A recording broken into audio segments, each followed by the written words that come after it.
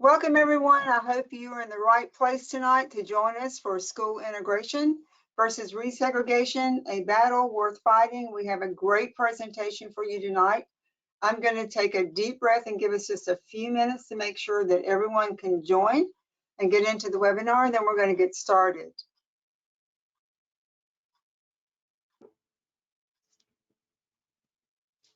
So I'm going to go ahead and introduce our three speakers tonight, and while we're waiting folks to come in, and we do want to let you know this is being recorded. We are going to post this later on YouTube, and our presenters have agreed to allow us to share this slide deck later. So in case you missed something or a figure or a number or a bar graph that you really caught your eye or a link, don't worry, we'll be sending it out in our follow-up email to all of you. So let me go ahead and start first by introducing Nancy, and if you take us to our next slide. And I'm so happy to have Nancy Mosley with us tonight. Nancy actually works with Public Schools First, and she is our content design manager. But more important than that, she has spent most of her adult life being a social studies teacher. She's a national board certified teacher, and she taught social studies in high school for over 15 years. She has degrees in sociology and in journalism, and of course a master's in education. And she is quite a leading learning, design, and technology personnel with Wake Tech. And she also works with us. And Nancy, we're very proud to have you here. And I'm going to introduce Jay and Jerry later in the program. If you want to go ahead and get us started tonight. Again, thank you, everyone. Stay tuned. And at the end, we're going to have an opportunity for you to ask some questions. Go ahead, Nancy. Thank you, Yvonne. And I just want to thank Jerry and James for joining us. I'm really glad that I was able to get in touch with them and they agreed to join us because I ran into some of their research that their organization said or they had done in school when I was learning more about this topic. So I'm really happy to have you guys here. And I just want to do kind of a general overview of the topic before they share more about their research that they've done. And so I just want to talk first about like the difference between, say, segregation and resegregation, and the difference between desegregation and integration, because a lot of times we think those are the same processes, but they're not really. And so this kind of shows you the cycle that we have gone through in US history, from the extreme form of segregation that was enforced by every aspect of our social structure, to the desegregation movement after Brown, which just kind of lifted off some of the laws and then let people go crazy and do what they want, to the integration part where the courts intervened more and we started using more funding and metrics and things like that to actually measure how integrated the school systems have begun. And of course, the reason you all are here is because we know we are now in a phase of resegregation, where de facto segregation that's fueled by economic forces, especially, and other social cultural forces are making it so that now, because the courts no longer intervene in those things, those are just kind of left to their own devices, and a lot of those economic interests are fueling these policies that are just making it all worse. And so this is just an excerpt from a reading by Jim Hilbert that I really, really like, that kind of explains the difference. Like, the desegregation movement was really just about moving students of color, moving Black students, or not even moving them, just saying you're free to go to the white schools if you want to, or just trying to, a lot of the early like education, local and state education authorities, it was just about trying to balance some numbers to please the courts. But what ended up happening is that schools did eventually become desegregated, but they were never really fully integrated. And and so the letter of the law was met, but the spirit of the law in terms of integration, and you can see this quote by Martin Luther King, that's never been realized.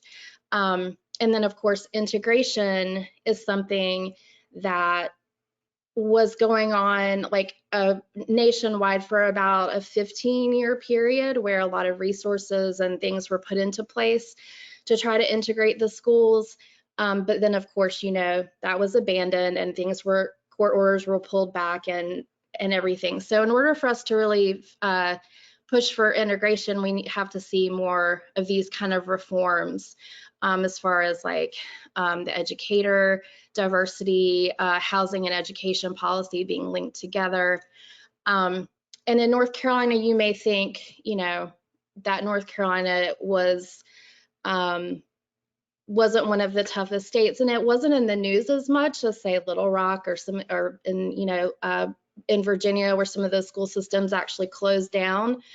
Like in Little Rock, the whole year following that, they just shut the school systems down, and the white kids went to private school, and then like Black teachers in the community and families just like took kids into the churches and educate them. So we don't have that kind of story, but in other ways, the way North Carolina handled it actually made it a little bit harder to undo, because it was so, like it says here in this quote, it was more of like a legalistic defense of racial segregation, where they removed like the racial references from all the laws. And so then it was really hard to prove that it was segregationist, even though it had the effect of doing that. And I made this timeline for something, another like educational resource that I was creating. And I highlighted in orange here the periods of improvement in the diversity of North Carolina schools. And you may be surprised to know that they actually got more diverse after the Civil War, during that era of like early Reconstruction, before Jim Crow laws and all that kind of stuff really cracked down. And then again, after Swan versus Charlotte Mecklenburg and the use of busing, up until the mid 80s about. And so you can see that in the larger scope of things, in the bigger picture, we haven't really given integration much of a try. Like, we haven't done it for very long. And so a lot of what we're going to talk about today is either indirectly related to a Supreme Court case. So I thought I would just give you guys a quick civics and U.S. history refresher. So starting with Plessy versus Ferguson in 1896, you have separate but equal. And of course, that's overturned in 1954. But I know if you're like me and your parents or grandparents grew up in the South, I know my parents graduated from segregated high schools in South Carolina 10 years later, after Brown versus Board of Education. And so not a lot was done in a lot of places. And so even after Brown 2 was heard the following year, the Supreme Court still did not want to intervene in the state and local authorities. So they just said, do it quickly, like with all deliberate speed. They didn't put any kind of specificity to that. So it was so vague that it hardly had any impact at all. And of course, in North Carolina, Dorothy Counts was one of the first students who tried to integrate a school in Charlotte at Harry Harding High School. And whereas, you know, the story of the Little Rock Nine and how Eisenhower sent in the National Guard to help them go to school, well, in North Carolina, nothing was done. No interventions, no school personnel, no local or state authorities or federal authorities ever came to help. She only lasted 4 days. They orchestrated such a violent resistance to her and intimidated her so much. There were actually like organizations in the community who came out to do that. And so after 4 days, her parents withdrew her. And that was North Carolina's story as far as the first attempt at desegregating high school. So this really was very disheartening to a lot of people.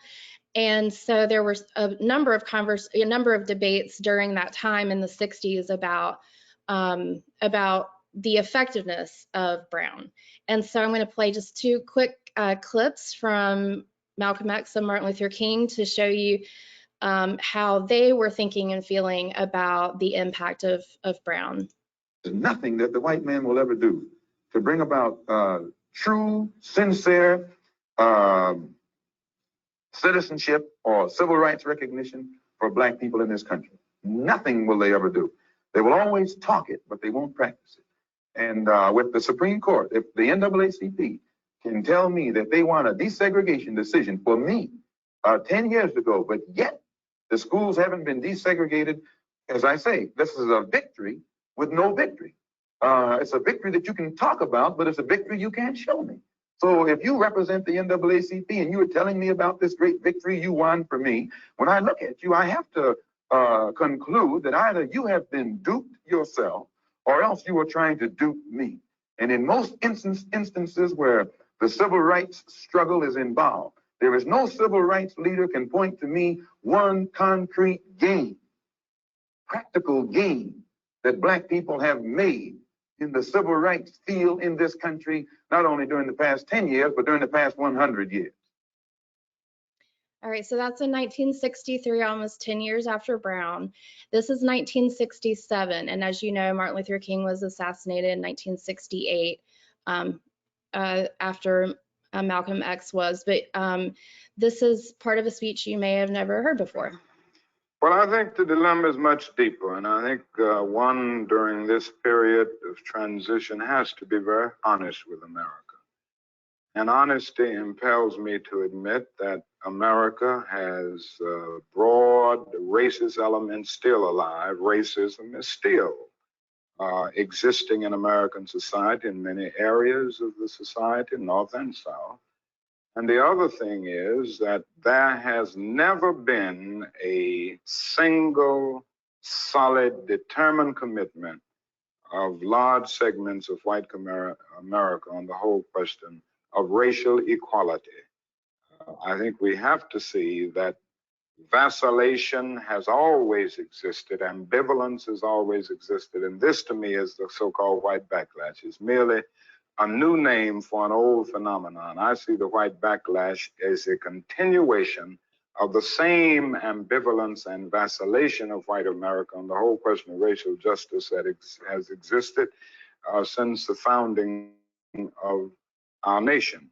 I think the other thing that we must see at this time is that many of the people who supported us in Selma, in Birmingham, were really outraged about the extremist behavior toward Negroes. But they were not at that moment, and they are not now, committed to genuine equality for Negroes. It's much easier to integrate a lunch counter than it is to guarantee an annual income, for instance, to get rid of poverty for Negroes and all poor people. It's much easier to integrate a bus than it is to make genuine integration a reality and quality education a reality in our schools. It's much easier to integrate even a public park than it is to get rid of slums. And I think we are in a new era, a new phase of the struggle, where we have moved from a struggle for decency, which characterized our struggle for 10 or 12 years, to a struggle for genuine equality. And this is where we are getting the resistance, because there was never any intention to go this far. People were reacting to Bull Connor and to Jim Clark rather than acting in good faith for the realization of genuine equality. So that was in 1967. And so by 1968, the Supreme Court did intervene more, finally actually telling the local education authorities that they had to do something and that they needed to dismantle the dual school systems root and branch. That's the big quote from this case, that it wasn't just about saying, oh, you know, we have students of different races attending the same school.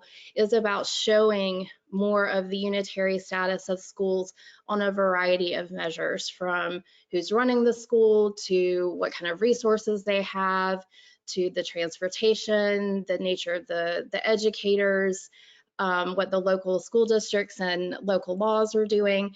And after this case, you can see the percentage of Southern Black students attending integrated schools jumped from 32% in 1968 to 79% in the 1970 school year. So this created a significant impact, just, you know, making the school districts have to show the court how they were going to enact their desegregation plans, and that they had to consider a variety of factors. So that was incredibly effective. In North Carolina, we were still lagging a lot because of how segregated our neighborhoods were, and that continues to be an issue. That continues to be probably the biggest conundrum, is like, you know, we don't want kids on buses for forever, so how do we assign kids to schools when our neighborhoods are so segregated? But in 1971, North Carolina made huge national headlines with this case when the court said that race-based school reassignment through busing was a remedial technique that they could use to achieve desegregation. And of course, all across the whole country, including in the North, including in the urban areas, there was a massive anti-busing movement that started to push back against all of this. And so this chart shows how by 1968, if you notice, the South was actually more desegregated than other areas of the country because they were under the order of the court-ordered desegregation plans, whereas in some of the other areas of the country, they weren't under those court orders. But you can see by about 1988, when the court started lifting the court orders and saying, okay, you've achieved unitary status, then you're done. You don't have to keep proving over and over and over again that you have a unitary school system. So now you're released. And from that point forward, through a number of other education reforms, like A Nation at Risk, where everybody got really worried about how poorly U.S. schools were doing, and all the standardized testing, all the way through the school choice movement now, we've continued to see a regression or a digression of integration.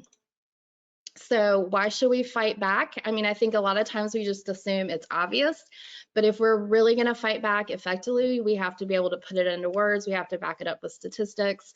And I love this quote by Rucker C. Johnson. He conducted a really large-scale study where they used data from a large number of years in the mid to late 20th century, and they coded cohorts of students by how many years they were in school during desegregation or integration. So it could kind of code like to what degree were they schooled under desegregation or integration court orders. And they were then able to track their other life outcomes, and they were able to see that, yes, there was a very positive effect of desegregation and integration, and that one of the biggest things that they noticed was that it wasn't just simply the fact of saying schools are desegregated, it was that large amounts of money were infused into the schools in order to help bring the Black students up to the level of the white students as far as school resources. And so I love this quote: integration works, but only if we give it a chance. That is, if we implement collaborative policies beginning in the early childhood years and sustain quality investments from pre-kindergarten through high school graduation and beyond. This is just a chart that I made of all of the research that's been done and all the different kind of benefits of diverse schooling. And you can see here for all students, there is a huge list of academic, social, and economic benefits, everything from higher test scores to better intergroup relations to actually being better prepared for the workforce. Then for students of color, there are another group of positive benefits like lower dropout rates, smaller achievement gaps, reduced risk of incarceration, reduced cost of healthcare. And there are even benefits for white students. Like, white students' thinking is more complex if the longer they're exposed to diverse schooling, and they have greater concern for the public good and have higher civic engagement. And students who attend diverse schools are more likely to choose diverse neighborhoods and choose diverse workplaces and therefore it creates a cycle. So for the current landscape, real quick, a couple of years ago, we had Nolie Brooks as a guest speaker at a conference of ours, and she taught us about segronomics, which I think is one of the best ways to explain what has happened in our state, but all across the country, as far as the changes in public education. And so the idea behind segronomics is that there are just a lot of economic forces at play that are causing people to make decisions and to create policies based on their financial interests that have the effect of resegregating our schools. And so until we can I'm going to click to the next slide. So the first thing here, until we can get people again to agree that public education should be a public good, there's something about it that's greater than the sum of its part. It contributes something really valuable to our whole society. And it's not just about what's best for me and my student, my kid, my family. That's just going to continue to go, especially when you have companies and investors making so much money off of all of these things that are going on with charters and vouchers and virtual schools and all of that. So the types of policies that we like to research and write about and share with people are listed here that are related to school diversity, like charter school growth, opportunity scholarships. The segregation within school walls is something that I'd like for us to, spend even more time educating people about, especially the lack of educator diversity. And I believe I think Jerry is going to talk a little bit more about tracking within schools. And then, of course, neighborhoods and property values, and like our North Carolina A to F school grading system really disadvantages lower wealth areas because it just, the schools themselves are basically being graded by their socioeconomic status. And then that just steers anybody that's looking to move into those neighborhoods away from them. And so we see a lot of issues with that are affecting our school diversity that we need to be paying attention to. And they're not all just economic policies. They can also be policies about urbanization or gentrification. And here are just some graphs, just to give you a sense of, there's so much data showing that the schools are getting more or less diverse, and that it's the non-white students that are becoming more and more racially isolated in their schools. And you can see here the lack of educators of color is just really extreme. So this is where I am going to hand it off to Jerry Wilson of CREED. And Nancy, before you do that, let me just take a moment to say thank you. That was excellent. That was very, very good. And it was great to set the stage for our next two speakers, because it gives us a good sense of where we've been and where we are right now. And I really appreciate that. And good job. And Jerry, we're so want to welcome you tonight. We're so glad to have you here. The work that Jerry is doing with CREED is incredibly important in our state of North Carolina. And if you haven't heard a lot about this organization, please, after this program's over, go Google them, find CREED, and look at some of the excellent research and resources they have available. At the end of the show, Jerry is going to tell you about a special workshop that he has, webinars coming up, and I hope you'll be able to attend. I'm not going to read you his bio, but I do want to say that another social studies teacher, so I really appreciate that, he's been in the classroom and he understands how children learn, and he also understands from a firsthand knowledge how important it is the person in the front of the classroom is. That person that stands in the front of all of our classrooms. And we know over and over again that not only is the person who stands in front of the classroom important, but it's also important that those classrooms are in integrated, diverse, balanced schools, right? So Jerry's going to talk to us a little bit about that. Jerry, welcome, and it's an honor to have you with us tonight. Thank you so much. It's an honor to be here. And again, I'm Jerry Wilson from the Center for Racial Equity in Education, also known as CREED. And I'm excited tonight just to really tell you my story.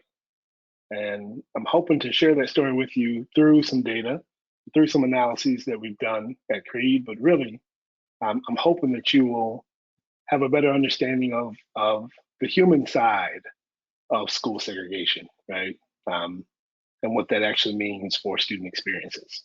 So go to the next slide. Okay. People are always shocked when I tell them that American public schools are more segregated today than they were in the 1970s. And it's kind of like this disbelief, like, what? That doesn't make sense. Like our society just keeps getting better and better and better. What do you mean? It's more segregated today than it was in the 1970s. But when we look at the data, just like Nancy said, we actually see rapid resegregation. And I wanted to look specifically at Charlotte-Mecklenburg schools, both because Creed is based in Charlotte, also because I'm from Charlotte, but thirdly because of the role that Charlotte played nationally as a model for school desegregation and for school integration through the use of busing and creative uses of magnet programs to try to achieve racial balance. So if you look, you see that in 2002, 16% of CMS schools were 90% more students of color. And that's a term that we've been calling hyper-segregated. So in 2002, just 16% of CMS schools were hyper-segregated.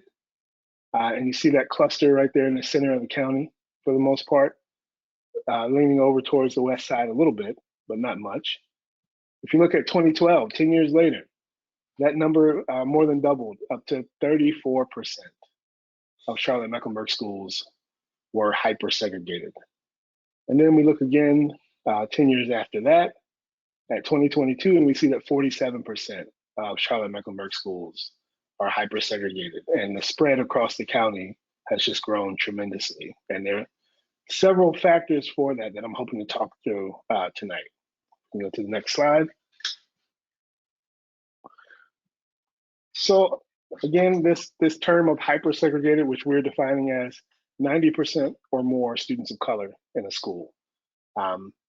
So the causes that I want to briefly talk about, Nancy already hit on all of them, but I just want to put a finer point on a couple of them and talk specifically about how they impacted Charlotte-Mecklenburg schools.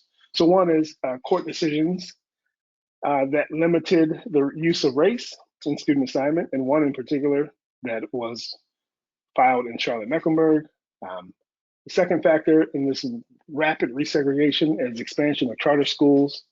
And then the third factor is private school vouchers. And the recent expansion of the private school voucher program, whose impact we've yet to really fully understand. Next slide. So I told you that I wanted to tell a little bit about myself and my story. I attended Charlotte-Mecklenburg schools, kindergarten through graduation. Graduated from Olympic Senior High School in 2002. Olympic is a comprehensive, or it was a comprehensive high school on the southwest side of Charlotte, down near the South Carolina border, near Carowinds, if any of you are familiar. But when I went to school, I rode the school bus. Now, my school was only about a 5-minute bus ride from my home, so a lot of times I walked to and from school. But because of the policy of busing, my school was fairly racially balanced in 2002. 42% of students were Black, 40% of students were white, 9% Asian, and 8% Hispanic, and under 1% Native American, which, you know, not bad, especially in comparison to today's numbers. We go to the next slide. So just to give you a sense of what that meant, this is a really unsightly crew of folks, but this is my core group of friends from high school, right? These are my guys who would hang out, go do stuff after school, get into trouble sometimes. But you can look and see, it really was a fairly diverse mix of friends. And Some of these folks lived in my neighborhood or in the neighboring neighborhood and were less than 5 minutes from the school. Some of them had a 30-minute bus ride or more to get to the school, right? So it wasn't that it was this tight-knit residential community and we all went to the same school. Is that we knew we were coming from different parts of the city and we knew we had very different backgrounds and upbringing, some of us, but we all attended school together, which allowed us to develop these friendships and these bonds that still carry on to today, right? But I want to caution that, right? Just because we were in the same building doesn't mean that we were in the same classes all the time, right? And that's what Nancy talked about, this segregation 2.0 or second generation segregation. My classes themselves were actually fairly segregated. And I'll show you what I mean on this next slide.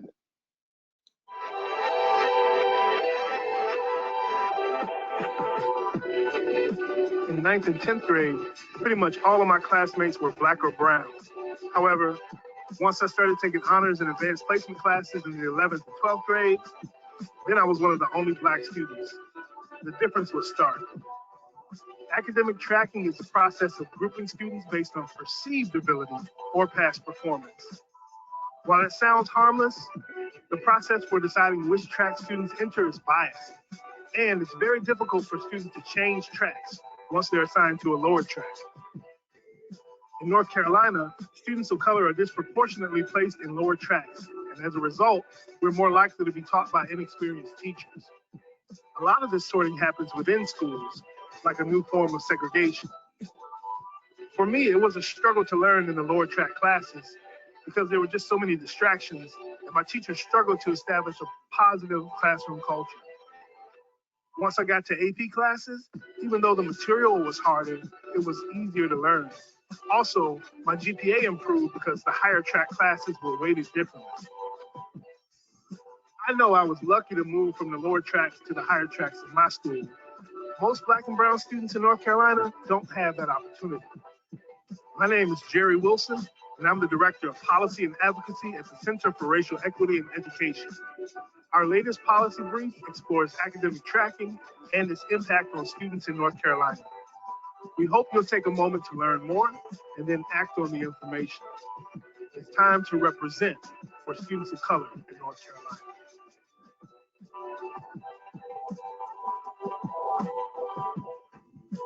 All right, so as that brief video showed,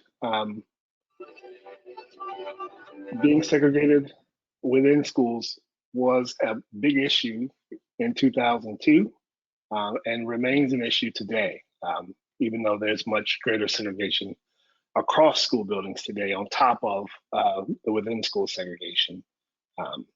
So I don't want to paint the picture that everything was all rosy and perfect, that we need to go back to 2002 because we've yet to provide the type of high quality education for all students in North Carolina like we should, right? And there's several reasons for that.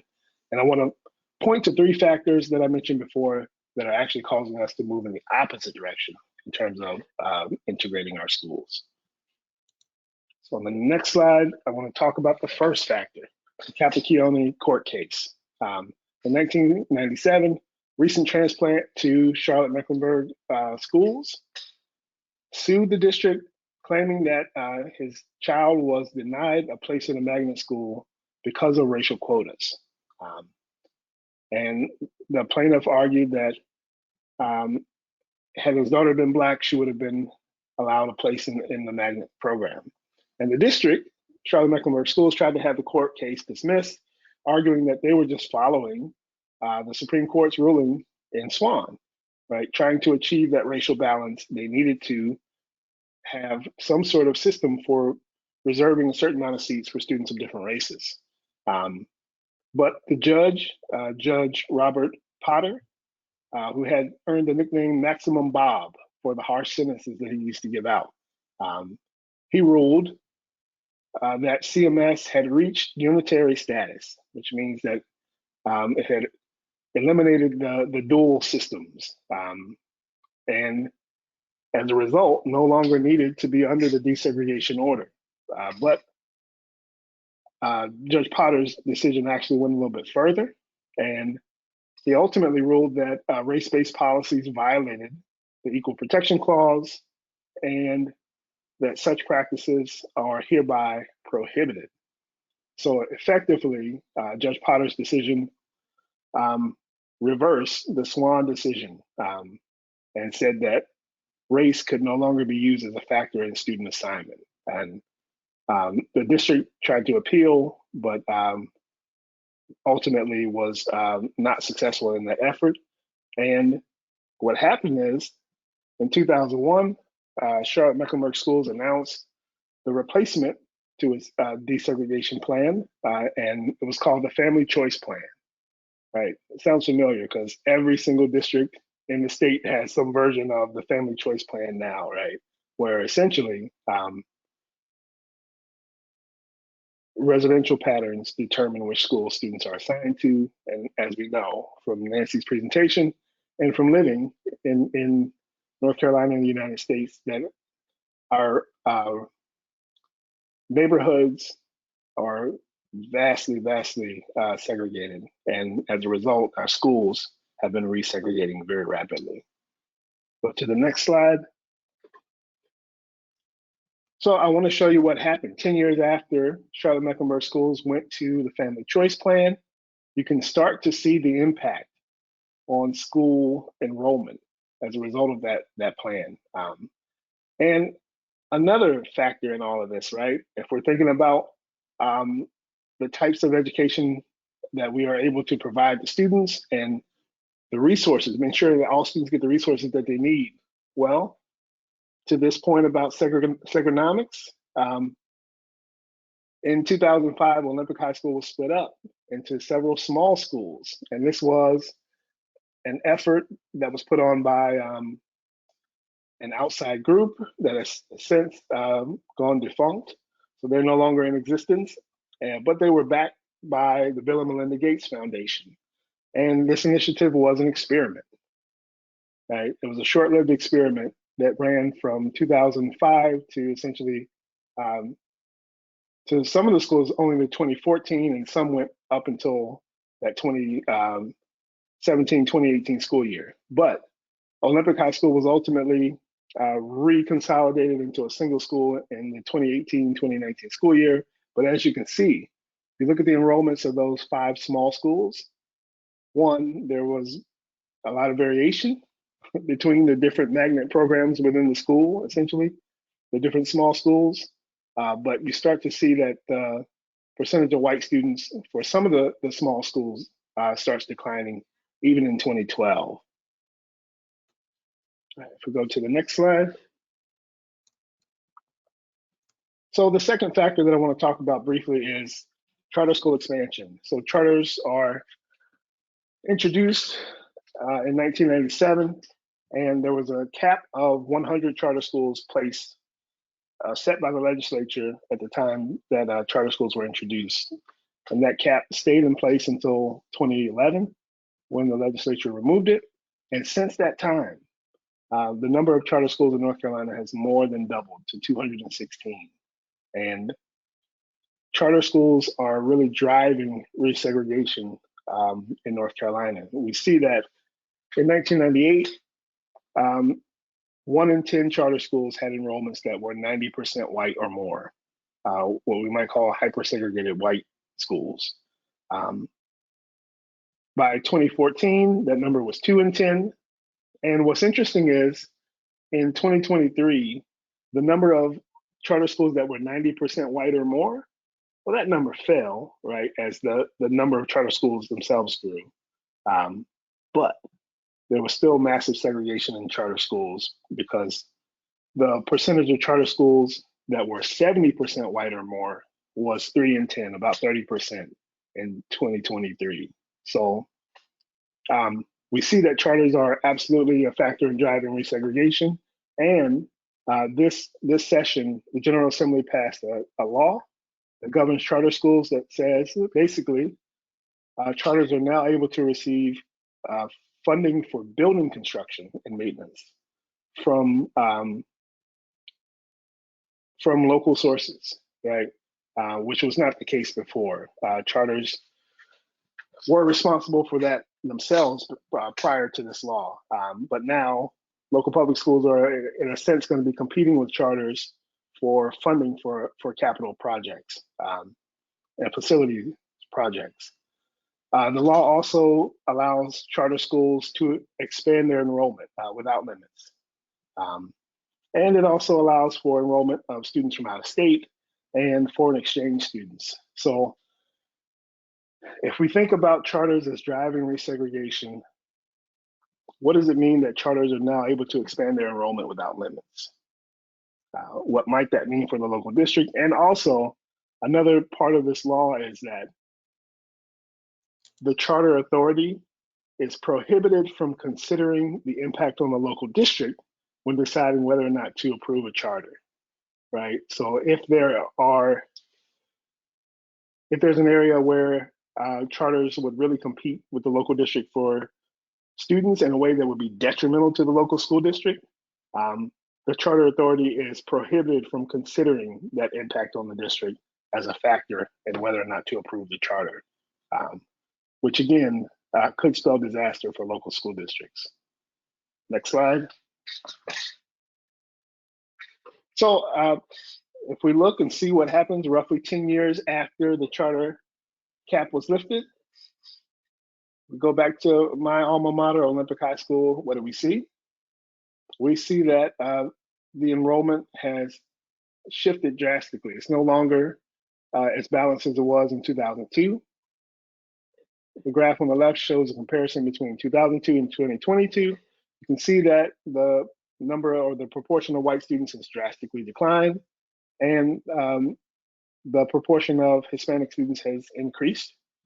And with 87% students of color, Olympic is now on the verge of becoming hyper-segregated, which is the term that we've been using to describe schools that are 90% or more students of color.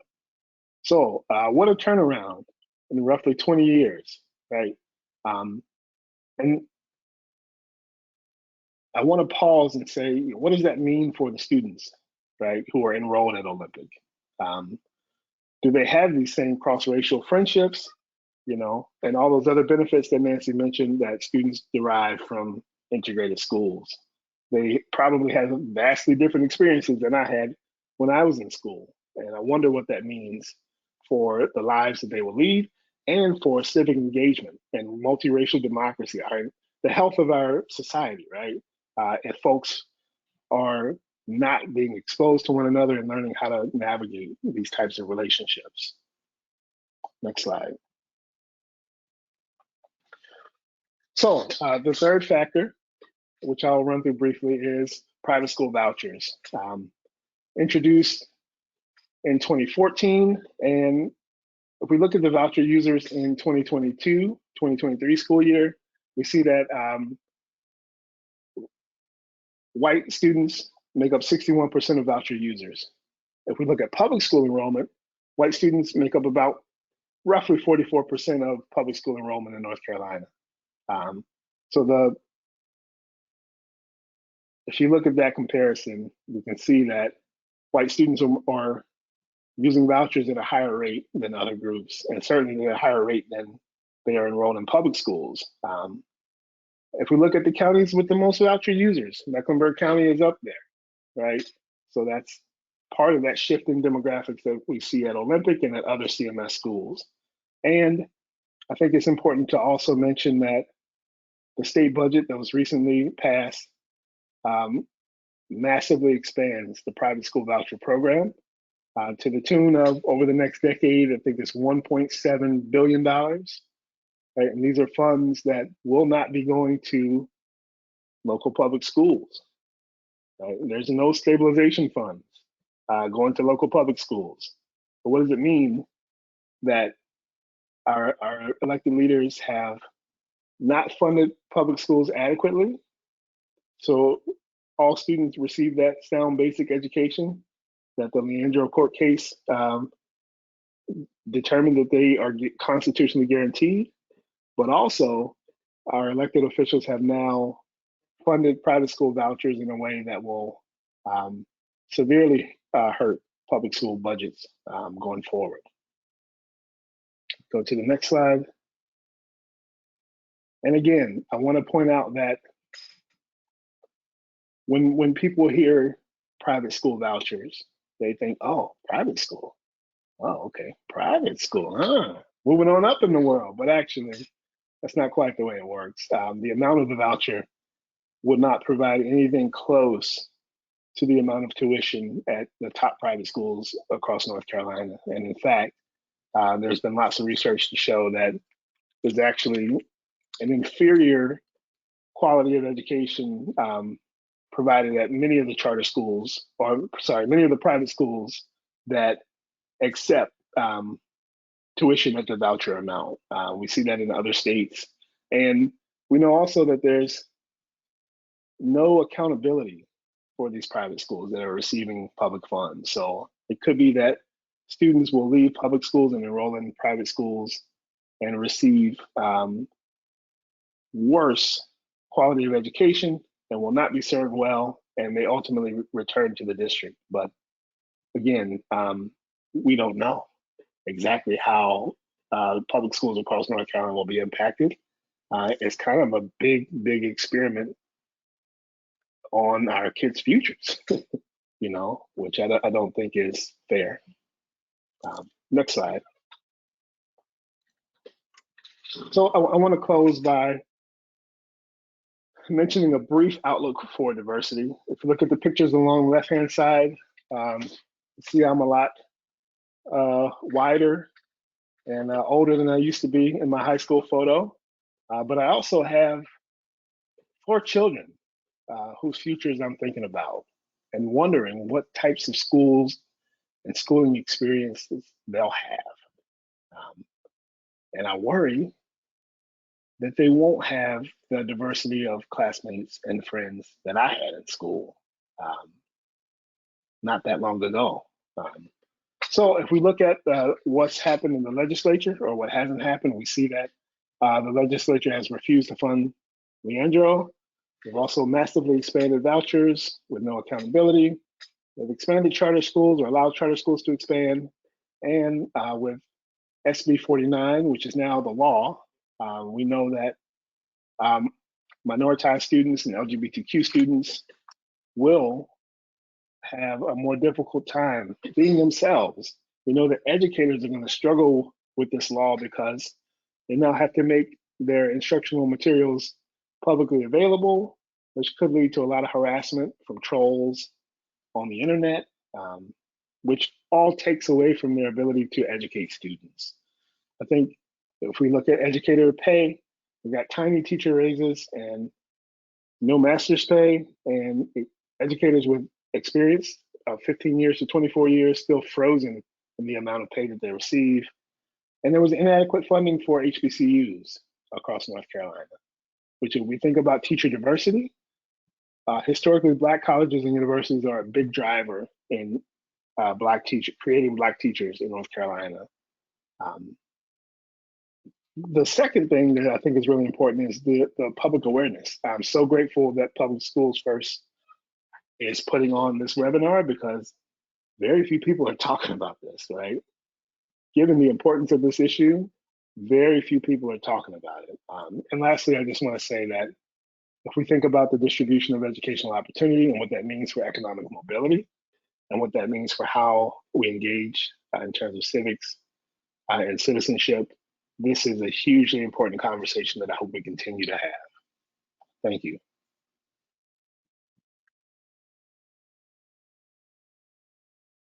Once again, Jerry, thank you for this great overview. And as you were talking, I must add, I went to segregated schools. My children went to integrated schools. My grandchildren are going to segregated schools.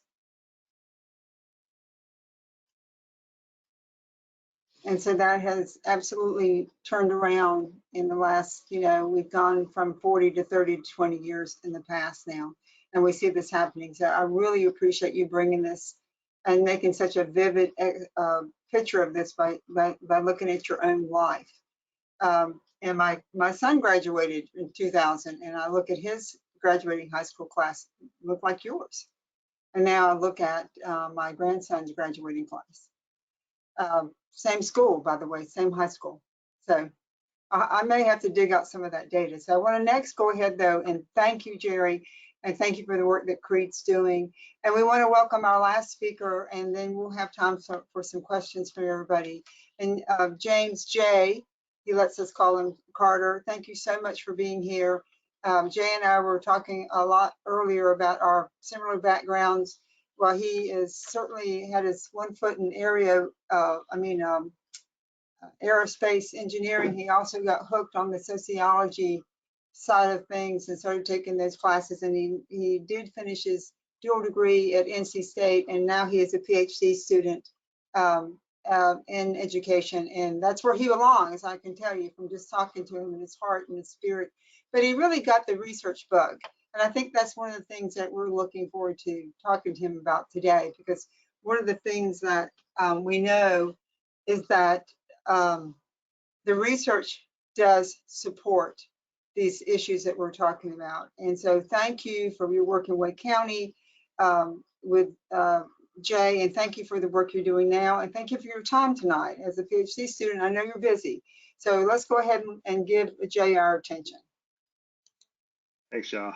You can go to the next slide. That's great. Yeah, I appreciate Nancy has done the heavy lifting for me on the prior research. So I'm going to talk about a research project we did at Wake County Public Schools a few years ago about their student assignment plan. I'll explain it a little bit later while it's not exactly a desegregation plan. I'd like to make that, but Nancy's done all the heavy lifting on the definitions and the research, so we can go on to the next slide. Suffice to say, we know, and by we know, I mean I've just got a very small number of the citations that we know that school desegregation had lots and lots of positive effects, particularly for Black students, but not only for Black students. If you have the Cliffs Notes version of the literature, it's better for everyone, but way better for Black students. And then again, we're talking about a really, really small, I don't think we can underscore how, like, we didn't really try this for very long, and we didn't really try it all that hard, and it still did a lot of good. You could probably count, what, 10, 15 years tops that we really, really tried desegregating schools.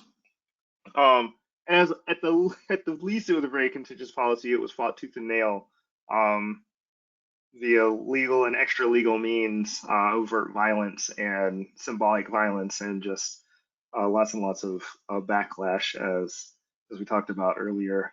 And so the research literature is really about this time period, about when we were, as a country, arguing over and like literally fighting over whether we were or were not going to desegregate our schools. And so there's some qualitative research on the reassigned student experience, but it takes some time to get these longer term outcomes. And so the Rucker-Johnson book is a fantastic resource. Some stuff by Sean Reardon is great, but I think our study that I'm going to talk about really adds to this literature. Next slide. So Wake County Public School System is now, it was not time I'm going to talk about, but is now the largest public school district in North Carolina. It's about the 16th largest school district in the country. It's a big-ish area. It's not the biggest county in the state, but it's pretty daggone big. And it was formed, as Ron talked about, in 1976, the merger between the predominantly, at the time, white Wake County schools and the predominantly Black Raleigh City schools. This was done, basically, it failed referendum twice. And then the business community believed in it so much that they basically went in run around the voters and got the General Assembly to do it for them. And so people fought even here through just tooth and nail to make sure that these school districts would not be two school districts. Next slide's great. So Wake County was actually never under court-ordered desegregation. They merged the school districts in 1976, not long after Charlotte got in trouble. This is a theme. Charlotte will get in trouble for something or get taken to court for something, and Wake County will do everything they can to stay out of court. And so Wake County basically got around this. But they had some old what we call Title VI complaints from the Office of Civil Rights. Title VI is the Civil Rights Act. Title VI, part of that. And so they adopted the student assignment policy in 1982. And so they called it what they call the 1545 rule. And so they're going to try and balance their schools on basically students of color, no less than 15%, no more than 45%. These are not rules, these are guidelines. So there are schools that are blacker and browner than this, and there are schools that are whiter than you might think from the rule, but that's basically what they did. And they're going to change assignments every year to maintain balance, and also the fancy word is operational efficiency, and the real word is that school's too crowded, we got to open another one, so somebody's got to go. And so we were going to reassign students to utilize our facilities well, and then we're going to reassign them to make sure that our schools aren't too segregated.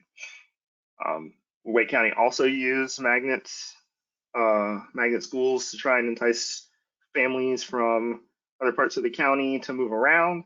And then largely the year-round and traditional calendars are for capacity reasons, because you can fit 25% more kids in a year-round school, because some 25% of them are out of the building at any given time. But some of this is also trying to get families to voluntarily move around. The other thing about that we kind of know about segregation is it sticks if you can get families to do it without telling them to go. That said, they'll go. So let's get more into the story. Next slide. We've already gone through 99. And so what happens is Charlotte gets taken to court, granted unitary status, and gets their legs taken out from under them in terms of how they can assign students to schools. Wake County School Board sees this and does not wait around. And frankly, they were right to, because it's less than a decade later we get parents involved in community schools versus Seattle, right? So we have parents involved, which is the 2007 decision that is basically, you cannot, like the Supreme Court says, you cannot use individual student race to assign students to schools. And so Wake County doesn't really wait around to get taken to court like their neighbors down the street in the western part of the state. And so they changed their assignment policy in 2000. And instead of race, we're going to use socioeconomic status. And for those of you that have done any sort of education research, that's always code for free and reduced price lunch status. Not a good measure, but it's the one we usually use. So now, instead of having this 1545 rule, we're going to try to make sure that we don't have lots of kids who qualify for free lunch. And we're also going to balance these schools on kind of prior achievement. This is not school desegregation. Kind of did that already. This is like a prevention of school resegregation. And so I want to really foot stomp this point that this is not a desegregation policy. They're not trying to desegregate their schools. They are trying to, you get a choice when you're assigning students to schools if you want to do strictly geographic assignment. If you want to do we go to school as close to home as possible, then you're going to map a lot of your residential segregation onto your school segregation, and you don't have to do that. You can think about different ways to do this. And Wake County, to their credit at the time, did. Next slide, please. And so what you can see here is, I'll walk you through this chart just a little bit, but this is Wake County versus Charlotte Met in the 2000s timeframe. So I've got a what's called the dissimilarity index. It's just a segregation measure. 0 is all of your schools are completely desegregated. They all look exactly like your district. And 1 is no black kids go to school with any white kids, right? So that's 1 would be we hardly even have 1 in the pre-Brown period, frankly. 1 is you really are apart, and 0, I mean, good luck ever. But what you'll see here is about the time Charlotte loses their ability to move students around, this district rapidly resegregates, the family choice plan that Jerry talks about. And Wake County starts to get a little bit more segregated, but because they're going to start sorting students to schools on something that's not race. And so the fact that if it's not sorting on race, you're not sorting on race. And so it gets a little bit more segregated, but they have this kind of a lid on how bad the problem can get in the 2000s, whereas Charlotte loses all of their ability to deal with this. Next slide. And so the way Wake County does it is they have divided every square inch of Wake County up into what they called at the time nodes. And I've given, and this is like 2000, 2001 picture of the kind of West Cary, Davis Drive and High House Road. So there's a school there at the Star, and we kind of divided all of the county up into nodes, and there's about 100, 150 students per node. And basically they're gonna like add up nodes to be like, this is all the students that go to school at a place. So all the like third graders in node 361.5 over there on the left-hand side, we're gonna go to the same school. And so that's what they're gonna change. Like they change where your node grade goes to school. So maybe the 7th graders and the 8th graders go to different schools, but generally this is what we're gonna do. And those also influence whether you get a bus to a magnet school, right? So we're gonna incentivize, we're gonna ask you to move to a new school. We're gonna make it easier to go to some schools and harder to go to others in an attempt to get families to kind of opt in. So there's the heavy, I say the heavy hand, right? The very explicit, I'm going to change your assigned school method of doing student assignment. And then there's the, I'm gonna let you go where you can get in via the magnet lottery if you can get yourself there. Or I'm gonna let you go where you can get in via the magnet lottery, and I'm gonna send a bus to your house to take you there. And so that will let you know, like, okay, maybe we want you to go to this school, or okay with you going to one school and less okay with you going to another. But all of this has these kind of outs to it that parents can use to opt out, but it helps with unfortunately helps with the political feasibility because parents feel like they have some choice. Next slide. And so the other backdrop here is between 2000 and 2010, Wake County grows. You can advance the slide real quick. Wake County really gets way bigger and very different. So if you see in 2000, there's something like 4% Hispanic, and by 2010, it's 13% Hispanic and barely half white. Also, there are 40 more schools in the district over 10 years. I cannot emphasize how big this is. The Wake County grew by the 6th largest school district in the state. So you just add the 6th largest school district to the state to Wake County over 10 years. And so somewhere about 2004, Wake County gets bigger than Charlotte, which, if you can believe, it's kind of wild at this point. But that amount of growth meant they're opening a lot of schools, there are a lot of opportunities and a lot of necessity to move people around because there's a new school down the street, y'all all can't fit here, somebody's got to go. And if you're willing to be a little bit thoughtful about who you send, you can keep your schools from getting but so segregated. The other thing to point out here that I haven't circled is most students go to their base school. Most students go to the school they are assigned to go to. So like by 2010, we're talking like 72% of students, if you ask them to go to the school, they go. And so that's like it's a good lever to pull. If you want somebody to go, they're probably going to go. And I'll have another chart about that in a little bit. Next slide. And so what you can see here is there's like the number of people that got reassigned in a given year, and on the next line there's the number of people who kind of have ever been reassigned. So this is like a lot of people. 1 in 5 kids in the district that touched the Wake County School District in this decade were asked to change schools. Now, whether they did or not is a different story, but about 1 in 5 students were asked to change schools. This was a big policy. And while Black students and Hispanic students were slightly more likely to be reassigned, this isn't just the, hey, Black families, please send your kids across town part of desegregation that is so bad. It's like, they've asked a lot of everyone, frankly. Let me be clear. They have definitely asked more of their Black and brown families, but they've actually asked something of their white and Asian families as well. Next slide. And so we're just going to ask about, we can keep going. Next slide. We're just going to ask about like what happened. And so we have all these data. The district was very kind to our research team. Actually, I became a Wake County employee through this. I guess I did an okay job. And they gave us all this access to do data, de-identified school data to kind of track where kids ended up going to school and have all their test scores and things after the fact. Next slide. So the first thing, what happened is, so students kind of go, like, the thing you might be afraid of is, well, if you ask somebody to leave, they're just gonna like jump to a magnet school or go to a year-round school or exit. And it turns out that when you ask people to move, they are slightly less likely to go to the school. They're slightly less likely to go to the school that you're asking them to, but only very slightly.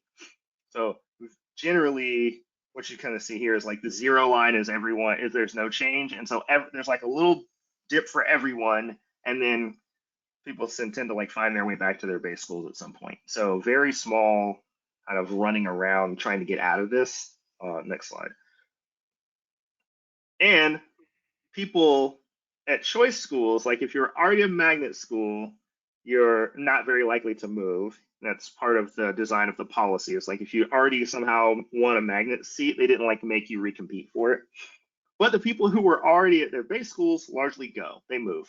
And this number would be higher, except for like some of these people are like 5th graders going to 6th grade, so they went to a different school anyways. We didn't count them. Excellent. So we kind of established that like when you move kids, when you ask people to move, they do move, and when you ask them to move, they don't necessarily run. What you'll see here is the like kind of unfortunate thing where white students, which is the bottom line, get a little closer to school. Black Hispanic students get a little farther from school. Over time, this gets better as you open more schools and there are more places to put people that may or may not be closer to their houses. Some of this is the school building is in the western part of the county, which was far wider, and that's where a lot of the growth was. So some of this is geographic, but some of this is like, yeah, they didn't build new schools in places where Black and brown families were living. And so this is not great. It's not big, but it's not great. I mean, like Wake County is 800 some odd square miles, and a mile farther from school is not good, but it's not like huge.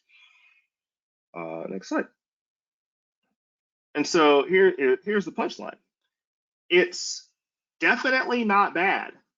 So the thing you would be afraid of is you've done this horrible thing to students. You have moved them. You've disrupted their educational experience. How can you do this to them? We shouldn't ever do this.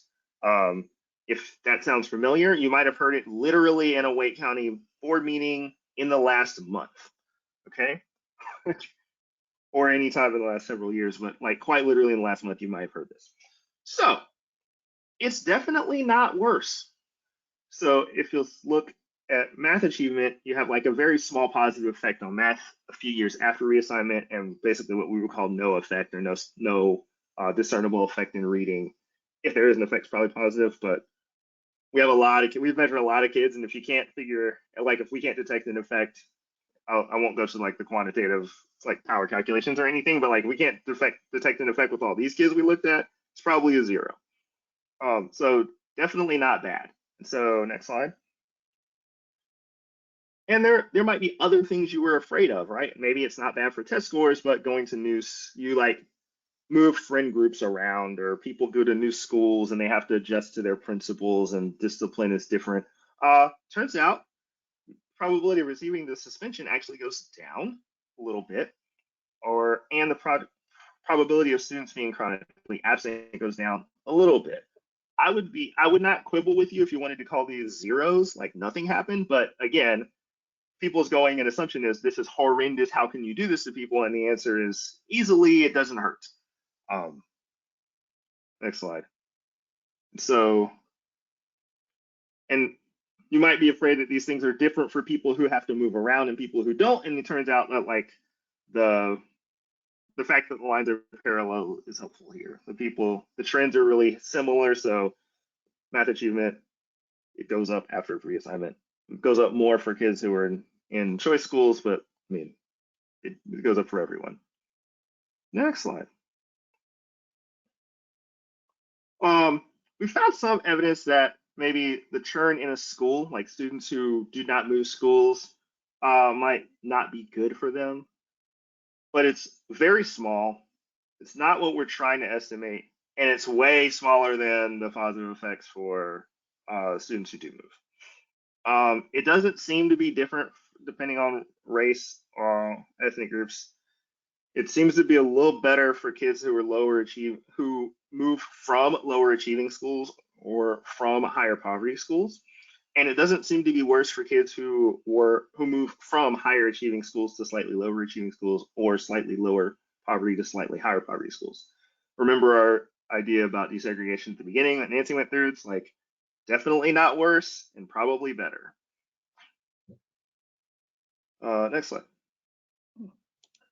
And so, at least in our study period, what you'll see is like we really have no negative effects for reassigned kids. In fact, it's a little bit positive. But I mean, it's one place.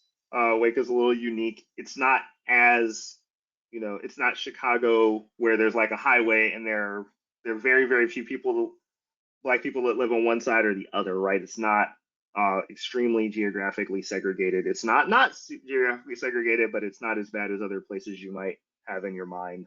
Of Boston, where like the suburbs are so different from the inner cities, right? And it had some resources to make this work. Right? Wake is a pretty relatively rich place per capita. And so there are some resources that will make this work. And they weren't really changing a lot, right? So Wake County, from the very earliest days of the district, they're used to reassigning students to keep their schools from being quite as segregated as they would be otherwise, right? And then they have all these kind of, I'll say, pressure release valves, robust intra-district choice magnets, and calendar options, year-round options that kind of kept it politically palatable for a while, at least. So the Wake County story ends in about 2009 when a bunch of people lose their all of the Democratic school board members lose their seats, and it basically takes everyone that takes over the entirety of their term to undo this, because it worked really well. It's very efficient to do stuff like this. But it stayed politically palatable longer than I think a lot of people would have expected. And I mean, maybe other things were going on in the country in 2009 that this could be blamed on, but I will stop that particular political diatribe short here. That's what I got. Thanks, y'all. Jay, thank you so very much. And I would like to add a comment to Jay's summary here at the end, because I was in Wake County in 2010 when the school board seats switched over. And I will say that it was heavily related to the rapid increase in the number of reassignments. As Jay showed you very well on the slide before, you know, where you have a school or two open every year, or maybe a school this year, a school next year, within a very short period of time, we had a lot of growth in Wake County, a lot of new schools opening, a lot of reassignment. And so that equals what? A lot of unhappy mommies and daddies who really don't want their kids to move. And then on top of that, you know, school board elections have traditionally been nonpartisan and off cycle. So we had a nonpartisan off cycle year with a lot of reassignments. So things been kind of crazy, but I would say that Jay did a really good summary in my view from living here of saying that, you know, even when that board was switched and things got back to a more diversity supportive school board, it's become harder and harder to maintain those goals, right? Because of the growth, because of transportation patterns, because of a lot of political ill will that's now out there since 2011, 2013, and so forth. So it's very complicated, but y'all have done a great job of summarizing the research. And I really appreciate Jay and you, Jerry, making it so personal, because look, the way of Charlotte Mecklenburg and the way of Wake County have been the way of the state for most of our lives. You know, we can say for the last 70 years, 50 years, 30, 40, whatever point you want to take. And so these lessons learned and things that we can derive from this are very important. I want to stop for a second, Nancy, and make sure that there aren't any questions in the chat or in the question thing that you want to call out to Jay and Jerry. Elizabeth, can you see if there are any questions? Yes, so everyone feel free to submit a question. You should have a question or chat box. And Nancy, you'll be able to see any that come in. Okay, so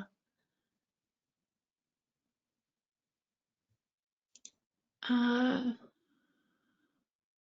looking for that. Okay. Okay, so we have our first question from Patricia Marshall. Thank you. What percentage of white students attend hyper-segregated schools? Maybe we can stop sharing our screen and just have our, Okay. Um, so I think, did Jerry or Jay, was one of you said it was 90% is what you're calling a hyper-segregated school, 90% white, or let's, do you remember? Yeah, that's the term that we've been using for the latest round of analysis that we've been doing.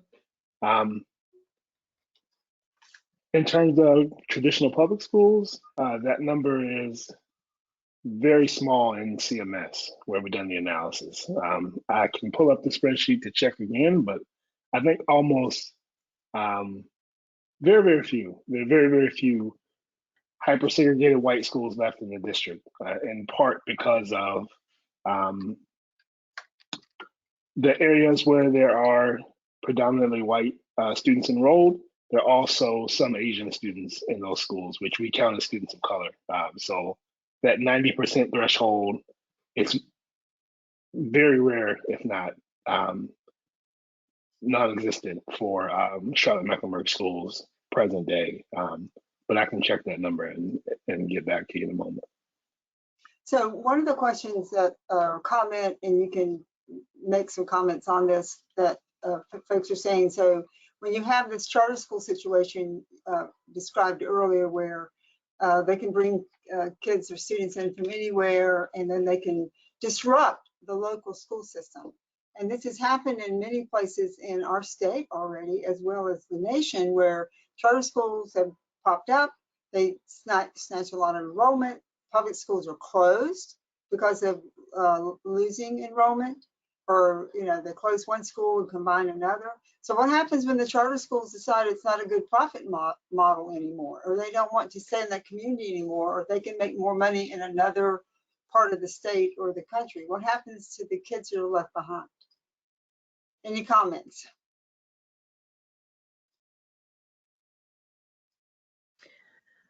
There's another question.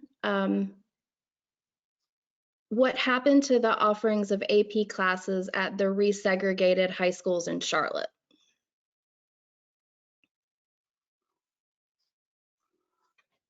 And that's Susan Mintz. I don't know if I said that right. But so I guess Jerry, wanting to know about like what has happened with AP classes. So that is a great question, and it's one that I can't answer yet. So our seminal research report, The Racial Inequities, which was released in 2019 using data from 2016-17, I think. We are in the process of updating that and looking at student level data to see not just that AP course offerings, but a whole range of academic access and outcome data to see what the impact of this resegregation has been on students. So if you check back with me in about 3 months, I will definitely have an answer to that question. I wish I could answer it now, but we're still exploring the data. But we hopefully will be able to answer soon. Jerry, like compared to when you were in school, because y'all had a lot of diversity at the school as a whole, but you were in the period where it was very tight, and I was too. I'm older than you, so I was in school in the 80s and 90s in Wilmington, and there was a lot of tracking. So I had a lot of very diverse classes when I was in elementary school, and almost no diversity by the time I was in high school and I was in AP classes. So how would you say it is compared to when you were in school?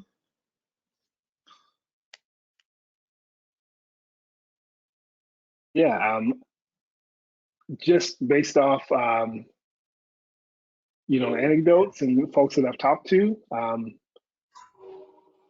it's hard to say. I think that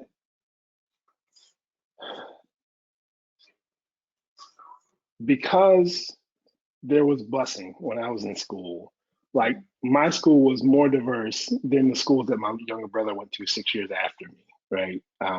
So there were still some AP course offerings, and there were more students of color in the AP courses at his schools that he attended, but that's because the population of students was predominantly Black students at the schools that he attended. So it's hard to even determine like what a fair comparison would be when I was in school versus when he was in school. But that's absolutely something that we plan to look at in this latest round of data analysis.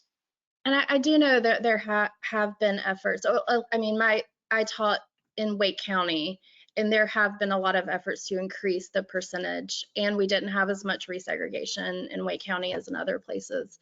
So hopefully that might have countered some of that of the resegregation effect, but I mean, it just depends on what county you're in. Well, someone's asked, will anyone be tracking voucher impact, given that not much is going out to the public now? I want to take a chance for 2 plugs on that. One, I think all of us will be. I think that this is an incredibly disheartening point in public policy for public school advocates to see this diversion of public taxpayers' dollars away from our public schools. So Public Schools First, NC, we have published a report about the money that's currently going to our voucher private schools. Most of them are religious schools, so you know. And we have tracked that. In fact, Nancy's done a tremendous amount of work on that, her and Heather Coons and Alexandria Smith, our intern, and we're going to be republishing that this weekend. And it looks at all the ways that the money now is being used for private schools vouchers and how it's being used to discriminate against people of color, people of income, by religion, by gender identification. So it's very fascinating. And we are going to be, just like I'm sure Creed and other educational advocate researchers like Jay, we're going to be looking at every single dollar spent this coming year and the impact it has on our budget, the impact it has on our local school district. While charters may not have to consider that, we're going to be interested in it, because we know that one unified system of public schools is what our Constitution has guaranteed. And we know that, back to a word you used, Jay, operational efficiency, it is more efficient to run one unified system of school than running 2 and 3 and now 4 systems of public dollars to go to schools. So we are going to be tracking that.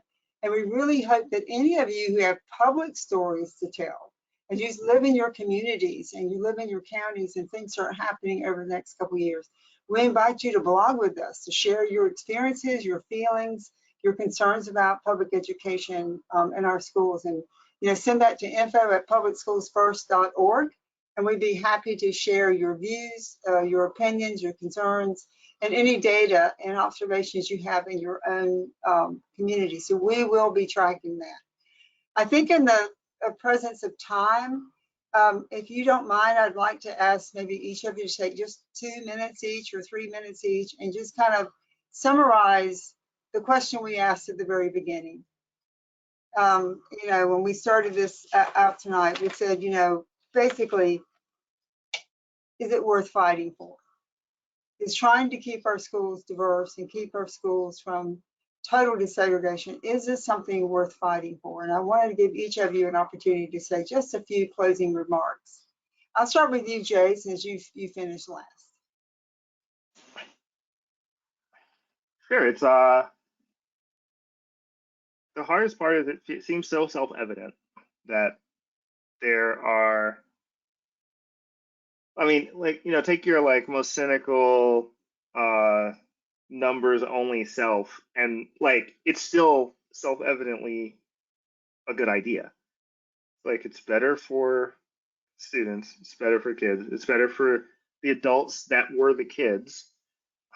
You can do it without harming other people, right? It's not it's not really even a trade-off here in terms of what we're asking of families and outcomes. It's not free or any like we're not asking nothing, but the end result is just in what is now mountains of evidence, especially from the time when we were actually desegregating schools, you know, it just says like, yeah, you should do this. And never mind. And again, I'm just like the most cynical numbers on a spreadsheet answer is yes. Never mind the human cost of isolation and all these other things that Jerry and Nancy had talked about. I'm just like, even if I just start from like ground zero business decision, it was such a good business decision. The business community in Wake County went around the voters to get this, right? Yeah, I just can't. It's really hard to argue for this because I'm like, why do I have to? Right, right. Jerry, I'm going to give you a few seconds. Yeah, I'll just say, you know, as a social studies teacher, if you care about the health of our democracy, you know, then you have to care about this issue, right? You have to be in favor of integrating our schools if you want a society that functions, right? If you want a society where people know and understand one another and can work together to tackle difficult challenges. And we have a number of very, very challenging issues facing our society. And if we're going to get it done, we have to do it together. And this is the way to guarantee that by integrating our schools. So it's absolutely worth fighting for. Beautiful. Nancy, I'll give you the summary word here. Yeah, I've done a lot of research over this. One of the most interesting things I learned was I was doing a project in grad school on, in our group picked the topic of how to mitigate the effects of unconscious bias in the hiring process. And in the process of doing that research, I learned that, you know, a lot of that stuff hasn't really worked well. It can backfire because people get so defensive about everything, and that there's tons of research that shows that if you put people like peers in equal status work group relationships with each other, that does a lot of good. And well, public schools are the perfect opportunity. Like this could be the #1 way that we can help intergroup relationships and interpersonal, you know, implicit biases and like that, because public schools are set up to do that. And I mean, I understand as a parent, when I left teaching, I ended up moving my kids from a letter B school to a Title I school. And I had a panic moment and I was like, what are all my options? What are the charters? I mean, not the charters. My husband had worked at a charter for a while, and so we were done with that. But I was looking at the magnet options and because I live in Durham, I was like, what are the Durham options? And so he was going to take them to school with him. And after about 30 minutes, I took a deep breath and I was like,